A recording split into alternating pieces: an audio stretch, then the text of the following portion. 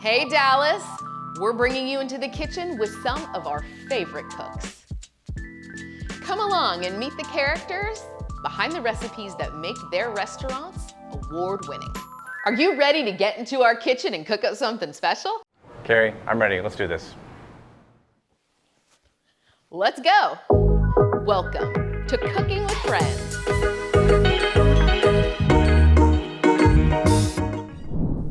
In this episode, we're cooking with Michael Lane, executive chef of Oak'd BBQ. Michael has a long tenure in the Dallas culinary scene and has married his fine dining skills into Oak's handcrafted barbecue menu. Our special for today is a delicious Wagyu Hash. Let's see how it's done. Hey everyone, welcome to our kitchen. Chef Mike, tell everybody what we're gonna cook today. So we're gonna do a smoked brisket and Wagyu sausage hash. And we're gonna do a fried egg over the top of it. So it's great for brunch or a midday snack or whatever you wanna do. I can't wait. Let's cook it up. Let's do it. Okay, so we've got several ingredients we're gonna do. We're gonna cut up our bell peppers. We got a little Wagyu sausage, a little jalapeno for just a little Texas heat. We got our eggs we'll fry later separately. So we got basically two components. It's a two-pan dish. Our Wagyu brisket coming from Rosewood. We smoke it for about 11 and a half, 12 hours on Oak'd. And then we're just kind of our internal ingredients are salt, pepper, our barbecue rub. We've got green onions, house smoked bacon, cilantro, a little aioli we'll drizzle on top. Of course, onion, and we'll garnish a little avocado. Amazing. So, is this like a secret little It's spice? a secret, yeah. We won't tell anyone what's in it. There's about 12 ingredients in it. Okay. So, but your basics are paprika and garlic powder and brown sugar, salt, and a little cumin, a few other ones. I can smell it from here. It smells really good. Good. Smell-o-vision. Smell-o-vision. We're on smell-o-vision. We're on smell-o-vision. Okay, so what I'm gonna do is I'm gonna get our pan going, and we're just gonna get our hash going. So we're gonna first just get our pan hot. Anytime you saute anything, you wanna have your pan really nice and hot. That's really the definition of sauteing. And we're just gonna dice our onion up here, so you can kind of see me how I do that. But that's one thing, like learning to chop and dice. Yeah. Is something that it takes some practice and lots of sweat of knuckles and trust me, I've cut myself many times. And the right knife, I guess. And the right knife. You gotta have a nice sharp knife. So a dull knife is actually more dangerous than a sharp knife. So, and then we've got some peppers. We'll dice up. I got a potato over there that we're gonna grab in just a second. And the potato has been already roasted. We fully cooked it, and we're just gonna dice the full potato up. And we're not gonna use the whole potato for this demonstration, but you could easily do a whole potato. And we're just gonna put our vegetables in there. Again, we don't need the whole pepper. We're just gonna put in there what we really need. And I'm just kind of cutting it up so everyone kind of see what I'm doing, but I like to cut the veins out of it.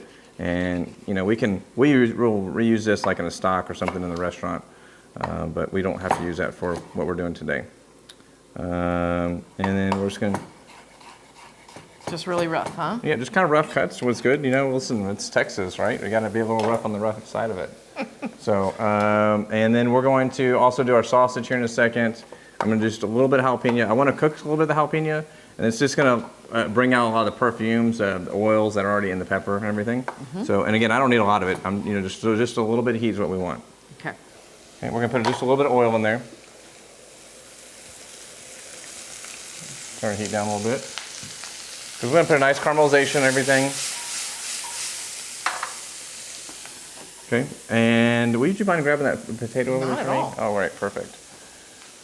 So we're going to caramelize our peppers and onions a little bit. We're also going to go ahead and add our potato in there. And this is obviously like, potato from Texas, because look how big it is. But we're going to just cut up a little bit of this already cooked potato. We want it nice, big, and chunky.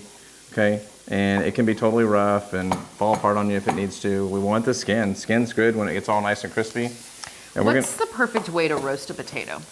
A little salt. Well, the way we do it is a little salt and olive oil and or any type of oil that you like to use in your kitchen, and just roast in the oven. Wrap it? Do you wrap it in foil? I don't wrap them. Really? No, because I want the skin nice and crispy. Now it's soft today because we cooled it down, but we want it nice and crispy. Is there a perfect temperature?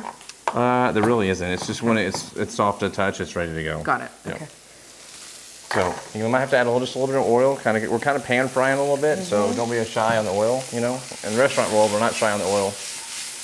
Oil is good. So good. We're gonna put nice, good color on that. It's gonna caramelize for a little bit. We'll put a little salt on everything, just a little bit of black pepper, and then we're gonna obviously do our barbecue seasoning, and that will also get a little color to everything. And you'll again just. Nice, good color happening. This is going to take a few minutes. You know, you'll need to take a good caramelization on everything. It's going to take a good, 4 to 7 minutes. Smells good. And you can always keep applying more oil if you think it needs it. If it's getting a little dry, because the vegetables and potatoes soaking all that up, and so you can add a little more oil to get more pan fry out of it. When we get close to being done, then what we're going to do is we're going to go ahead and add our bacon, and we'll add our sausage here in a second. Might as well just go ahead and cut that up a little bit. Clean my station here. You guys are known for your Wagyu meats, which are unusual in barbecue, at least from my mind. Tell us what's so special about this Wagyu meat that you've got, the sausage as well as the brisket. Yeah, so we're doing, we make our own Wagyu sausage at the restaurant, and we're using the trimmings, or the trimmings are being used from the Wagyu briskets and everything. And we're also doing, we do 2 types. We do a jalapeno cheese and a garlic black pepper. There's 2 flavors right now. We'll start making a 3rd flavor in-house just on what you might want to make for the week or the month. And kind of just do a seasonal, monthly flavor of everything. Sausage takes a long time to prep and get going. And so, but the Wagyu comes from Rosewood, and that ranch is in Ennis, Texas. So it's just south of Dallas, 45 minutes. They have about 12,000 acres. And we buy the briskets and everything from them. Our beef ribs come from them.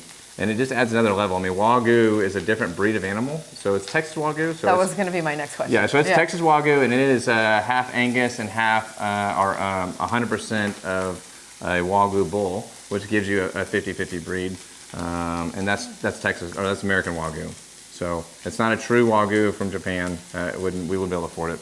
So everyone would be like, why does a sandwich cost us, $2,000? And so what makes Wagyu so special? Like, it's definitely become like a name that people are throwing around. What is the special sauce? Well, it's how they care for the animals. I mean, we feed them certain types of grains. We like to give them from the breweries, all the used grains from the beer and everything, because it kind of falls in line with, in Japan they feed them sake and they massage them and they're like, totally babysat and everything. So, the best we can do here in a large volume when you've got a couple thousand head on the ranch, then is we just take all the grains from the breweries and we get them a little drunk. Yeah. Then we walk them around, but that also gives a different viscosity to the fat.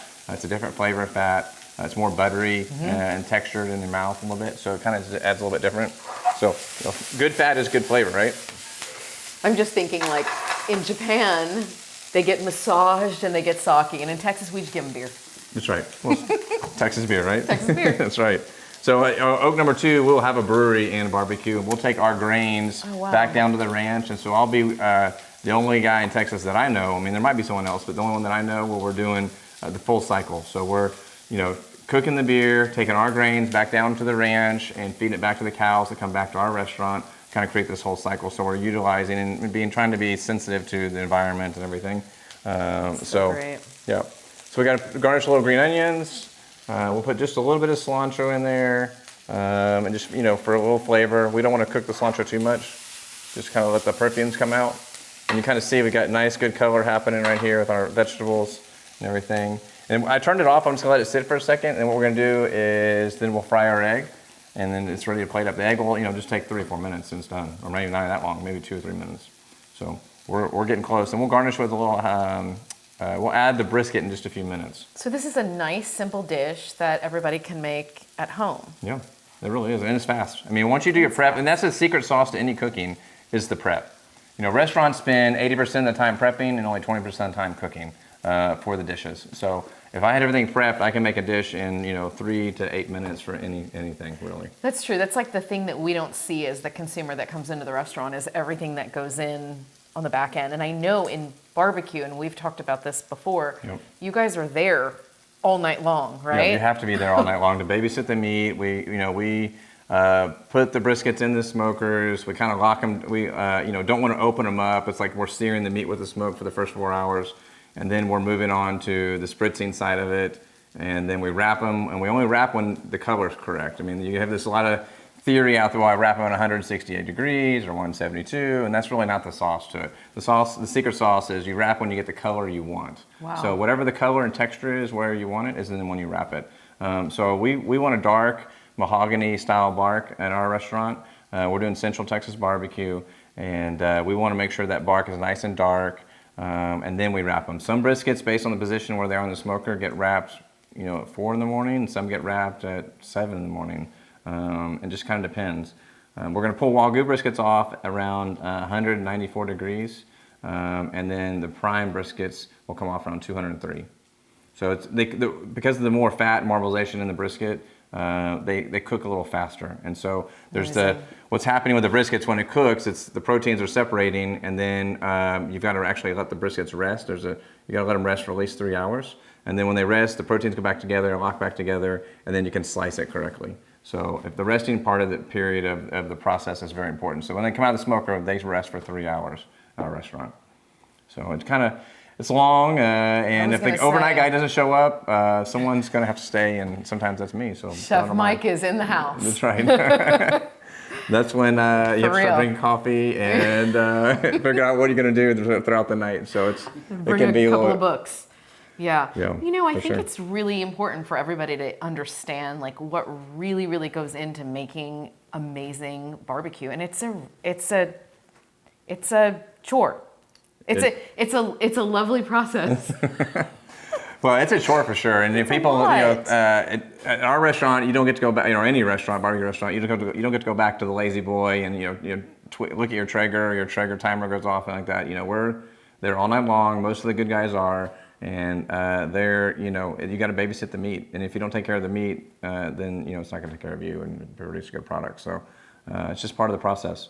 It's a lot harder than a normal restaurant where you can walk in, cook a chicken breast in, 10, 15 minutes and serve it up and it's done. It takes 12 hours to cook just one item on our menu. So even the chicken takes 3.5 hours.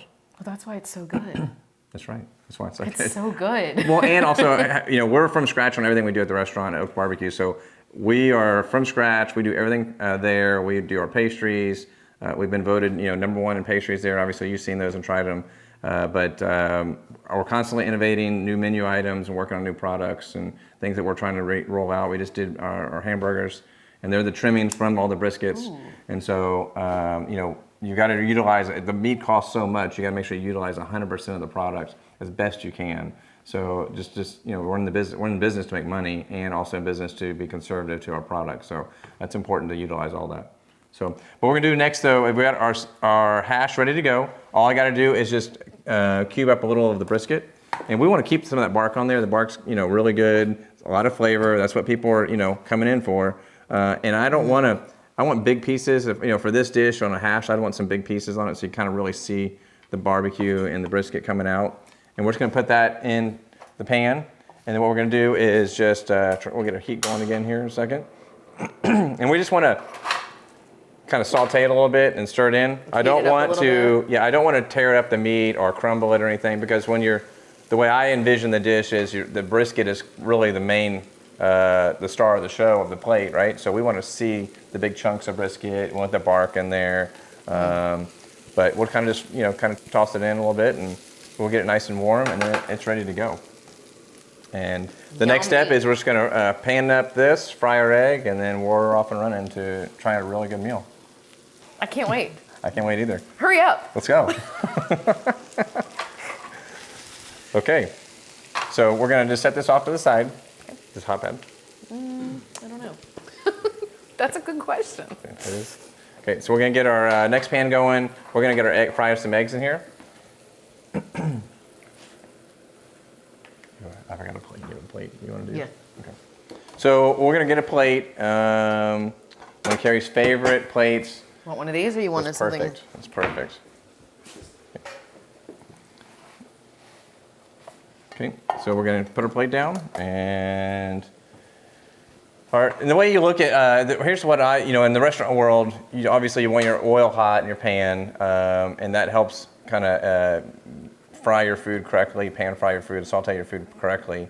And so the way you look at that is how fast the oil moves across the pan. Oh. So the faster it moves across the pan, that means it's hot and ready to go. Okay. If it gets to the smoke point and starts smoking, it's about 450 degrees. You really don't want that. It's going to burn the food too much. But we're going to get a couple eggs. And we'll just drop that in there.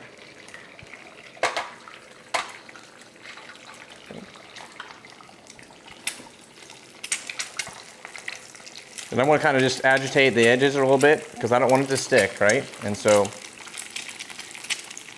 and as soon as I flip it over, I'm turning off the range. It'll continue to keep cooking because we got some residual heat going on in the pan. And so we want to just let those pan fry get a nice little color. We're going to do over easy, okay? So we got our pan moving right here. Our eggs moving in the pan. They're kind of floating. What's happening is they're basically floating from the steam and the heat and everything on the pan. They got a nice good color. I turn off my fire, and we'll turn it over, and it's ready to go. Okay, and then we're gonna come over here, and we're gonna just give some of our hash, which has got all this awesome brisketness in here, and potatoes. We got a little house smoked bacon in there, and I'm only gonna put, just because I have all this in the pan doesn't mean I don't want to put it all over the plate, right? But we're gonna kind of, or do we? No, do it the way you want. Okay, darn it. So then we're just gonna put it in the pan right there. There we go. And we got our fried egg. And I'm gonna use my spatula because I don't really want to take all that oil off. You flip it like it's just like nothing. Well, it's practice. Trust me. I guess so. I've flipped it onto myself many times. And then we've got, we're just doing a little Chipotle aioli that we made. And we're just gonna drizzle that because you want a little creaminess to it. That's gonna add some nice viscosity and flavor and texture to your mouth. It's all about texture when you're eating too. It's the experience. And so we're just gonna drizzle a little Chipotle aioli over it. Is that something you have in the restaurant? Yeah, we use this every day on our sandwiches. Ooh. So, then we'll garnish it with a little cilantro. Okay. And if we wanted to, take it to another level, then we also could grab an avocado, and we'll just roll the knife around it real quick. Open up our avocado. The goal is all right, is it gonna be a good one? Ah, yes. You don't know until you open it. You don't know until you open up. So we're gonna go ahead and just run our knife through the avocado, and you're basically just making stripes, right? If you wanted this dice, then I would just turn it and make a dice on it. And we'll get a spoon and we'll just roll out a couple pieces. And we'll fan them on the top of our dish here. So we can just put it on the side of the plate or however we want to do it. Okay. And then you come back and just throw a little barbecue sauce on top, or barbecue seasoning on top, and you're good to go. Look at that. Are you ready to dive into that or what? I am. Where's your plate? This is So. I was just about to say the same thing. For sure. We could probably post this and sell this on the internet. No joke. Yeah. So, well, good. Well, thanks for having me today. I appreciate it. You're not leaving so fast. That's amazing. Are you gonna go first? Listen, I'm not forking around with this, okay? You go first. Okay. So, I don't even know what to do here because I'm You just in got heaven. a little bit of everything. Okay, I mean, well. you got brisket, you got the awesome house smoked bacon, you got a little creamy aioli going, the potatoes. I mean, come on, I love like steak and potatoes, right? No joke. Beef and potatoes. I'm gonna get my fork on it. They're good. I'll eat this all day long in the restaurant. I'm going in for another one, so I don't even mind my double dip, dude, with my fork. Not at all. Not at all. So is the Wagyu something that you serve in the restaurant?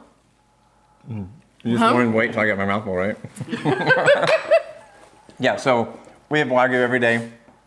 You can come in and get it, sliced, chopped, whole, big chunks, however you want to do it.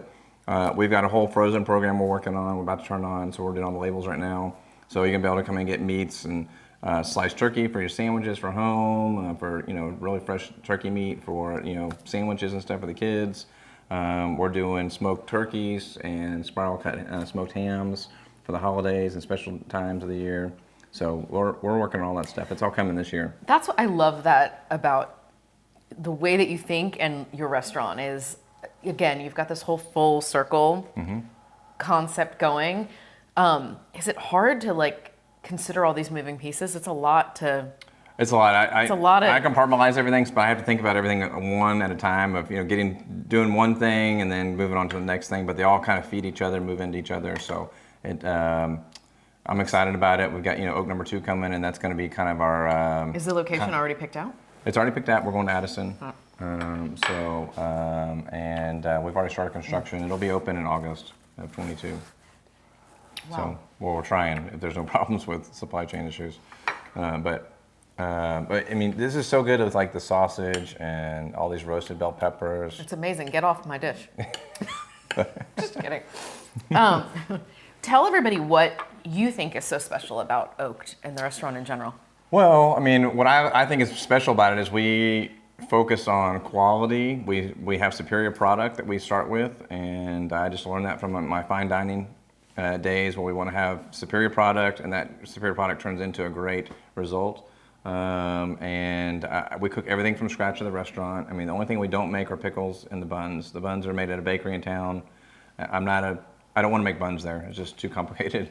I want them all to be round, okay? Yeah, right. Well, we do other bakery items. We do the pastry side of it, but not the bread side of it. So, and we're coming out with new desserts all the time. Every month we try and roll out new desserts, and we have our standards, but we have a rotation of things we like to roll out. So we're constantly working on fun things on that side of it. I love that so much. Yeah, but we're working also kind of a Southwestern theme to a lot of dishes too.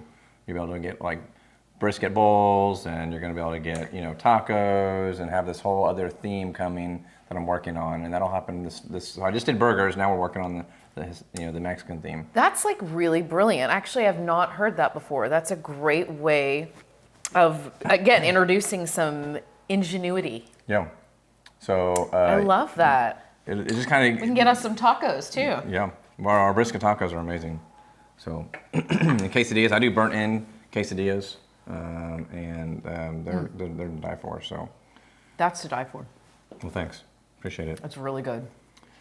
Well, you'll have to come try it at the restaurant also. I'm not going to come over to the house just to do hash for you all the time. You live so close. Are we sure? We can work something out. Well, we might find bargain here. We'll trade video for there you go. For food. That's right. Oh my God, that's seriously really amazing. Yeah, it's good. And did you kind of see how you need that Chipotle creaminess of the Chipotle aioli to go with it? Everybody, like, I love Chipotle aioli on everything. Like, I would put it on everything. That's why I asked if it was in the restaurant. But you're right. It like just spikes up everything in there. So it does. It's delicious. And you can throw salsa on it. You could break that apart, and put it in tortilla and make a taco right there in your dish, and all sorts of things. So you get a lot of awesomeness that you can make happen. Beautiful. Thanks for watching Cooking with Friends. For today's recipe, look for the link in the description below. To learn more about Michael and Oak'd handcrafted barbecue, watch this video. And if you love food, don't forget to subscribe to our channel today.